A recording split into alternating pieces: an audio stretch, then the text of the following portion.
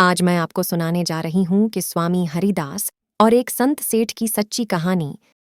लाहौर में एक सेठ भक्त जी रहते थे जिनका नाम था विज्ञानी जी।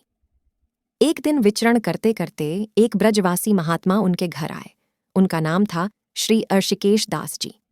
सत्संग होने लगा। संत ने कहा कि श्री वृंदावन श्यामा श्याम की नित्य लीला स्थली है। यहाँ पर निरंतर युगल लीला करते रहते हैं और रसिक जन उसका आस्वादन करते हैं। विज्ञानी जी ने पूछा, वृंदावन बिना किसी शंका के युगल की नित्य विहार स्थली है, परंतु प्रकट रूप में क्या कोई ऐसे संत इस समय विराजमान है जो उस नित्य विहार का खुली आंखों से निरंतर दर्शन करते हो? ऋषिकेश दास जी ने कहा, ब्रज तो रसिक संतों की खान है।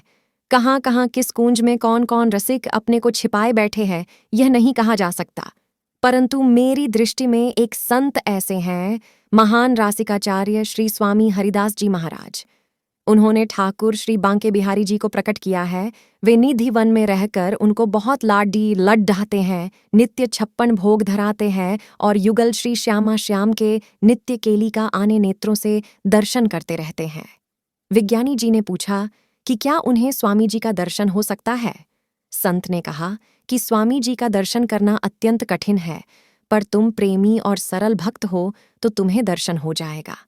विज्ञानी जी ने पूछा कि क्या स्वामी जी हमारी कुछ भेंट स्वीकार करेंगे? संत बोले कि वे धन सोना चांदी तो वे स्वीकार नहीं करते, परंतु 2 चीजें वे ठाकुर सेवा के लिए स्वीकार करते हैं, सुगंध और राग। बिहारी जी के श्रृंगार के लिए सुगंधित पुष्प या इत्र अर्पण कर सकते हो, और गाना आता है तो ताल स्वर में कुछ सुनाकर बिहारी जी को रिझा सकते हो। विज्ञानी जी ने कहा कि गाना तो हमें आता नहीं, परंतु मैं सेवा में बढ़िया से बढ़िया इत्र अर्पण करूंगा। उसने सबसे अच्छे इत्र बनाने वाले को बुलाया और उस जमाने में 1 लाख रुपयों का इत्र बनाया। संत ऋषिकेश दास और विज्ञानी जी वृंदावन आए। निधिवन जाकर बिहारी जी को साष्टांग प्रणाम किया और वहां उपस्थित सेवक से पूछा कि क्या मुझे स्वामी श्री हरिदास जी का दर्शन हो सकता है? सेवक ने कहा कि स्वामी जी यमुना जी के तट पर गए हुए हैं। विज्ञानी जी को दर्शन की बड्ढी लालसा थी। वे रुक नहीं पैर और दौड़ ढककर यमुना पुलिन पर आए।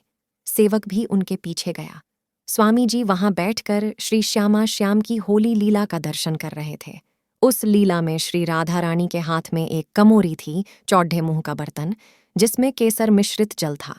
वह जल श्री राधा रानी ठाकुर जी पर डालने ही वाली थी, परंतु नटखट ठाकुर जी ने चतुराई से एक कमोरी राधा रानी के ही श्रीअंगों पर उल्टा दी। अब तो श्री राधा रानी का पक्ष कमजोर हो गया, क्योंकि उनके पास तो रंग ही समाप्त हो गया। राधा रानी ने ललिता स्वामी जी की ओर देखा कि हमारा रंग तो समाप्त हो गया। उसी समय विज्ञानी जी ने साष्टांग दंडवत किया और वह बड्ढी सी इत्र की शीशी समर्पित की। स्वामी जी भाव राज्य में मग्न थे। उन्होंने वह इत्र तत्काल राधा रानी की कमोरी में डाल दिया और बोली, स्वामिनी जू, अब हमारी जीत पक्की। राधा रानी ने उस इत्र से ठाकुर जी के श्रीअंगों पर उड़ेल दिया।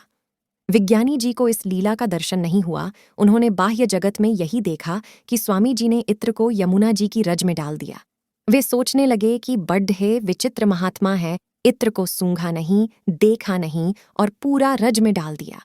भाव राज्य से बाहर आने के बाद सेवक ने कहा कि ये भक्त जी लाहौर से आपका दर्शन करने आए हैं। स्वामी जी ने कहा कि हमारा दर्शन क्या करना, जाकर निधिवन में बिहारी जी का दर्शन करो। विज्ञानी जी ने कहा, हम पहले निधिवन राज ही गए थे और दर्शन करके आए हैं। स्वामी जी ने कहा, जाओ अब पुनः दर्शन करो। जैसे ही निधिवन राज के अंदर जाने लगे, वहीं से उनको बड्ढी सुंदर सुगंध आने लगी। पूरा निधिवन महक रहा था। अंदर जाकर बिहारी जी का दर्शन किया तो देखा कि बिहारी जी के संपूर्ण श्रीअंगों और वस्त्रों से इत्र टपक रहा है। उस लीला को देखकर बड्ढी कृपा का अनुभव किया। अगर आपको यह वीडियो पसंद आया हो तो इसे लाइक कीजिए और इसी तरह के और वीडियो देखने के लिए हमारे YouTube चैनल को सब्सक्राइब कीजिए। धन्यवाद।